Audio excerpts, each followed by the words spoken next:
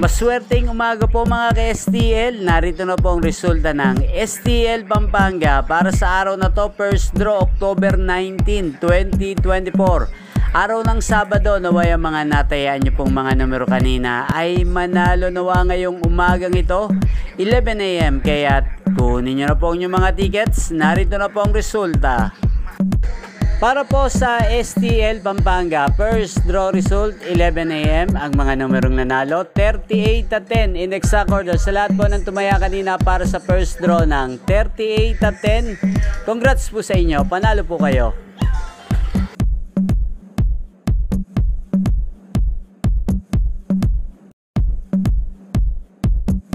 Congrats po sa lahat ng mga nanalo. Maraming salamat po sa panonood nyo sa aking channel, Roderick Hernandez TV. Huwag pong kalimutang mag-subscribe. Thank you for watching.